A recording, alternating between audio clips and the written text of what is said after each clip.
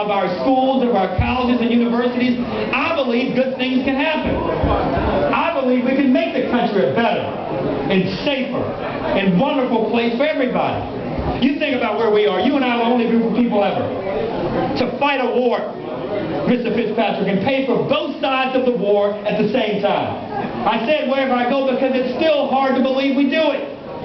We pay taxes and borrow from China to pay our bills at home. Then we take some of the money, we buy oil from the Middle East, we send it to Alaska for a pipeline that doesn't work. The pipeline in Alaska that broke is made by the Japanese. So let me do it one more time. We borrow money from China to send to the Middle East, to get oil sent to Alaska to be transported to the South, the Midwest, the Southeast, and the Northeast by a pipe made by the Japanese.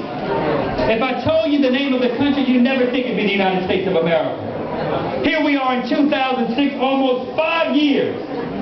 5 years to the date almost that 9/11 occurred. And we buy more gas and pay more for it than we ever had. And they want 2 more years. Give me a break. If we can't think of the positive things to lay out, and to lay out how we want to give farmers a chance to be a part of producing the nation's energy supply, that we believe that kids in our schools can grow up to be engineers and scientists and create jobs right here in Sumner County, create jobs right here in the greater middle Nashville or greater middle Tennessee area, that we believe that people in our state and kids in our state can learn well enough to go to college and be the job creators and innovators of the future. I just believe it can happen. People told us a year ago we didn't have a shot in this race, but a funny thing happens when you just ask people over and over and over and over and over again to give you a chance. People start believing. I remember when I was growing up, my parents, and I come from this big old family in Memphis, you may have read about them on occasion, I still love them all, I can't do anything about them. My mom and dad told us over and over and over and over and over again, you can be whatever you want to be when you grow up. They made us go to church every Sunday. We had to do our homework every night.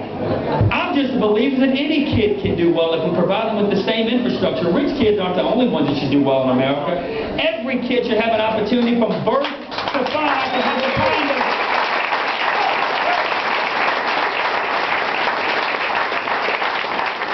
to have the kind of early childhood program that so many of your kids, that Clay and I were blessed to have as kids.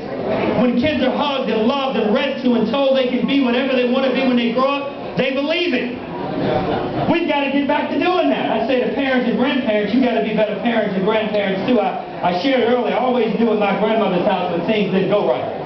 My grandmother had plastic on everything in the house. I didn't know that things didn't have plastic on until I got about 15. But the sofa, the coffee table, the kitchen table, everything had plastic on it.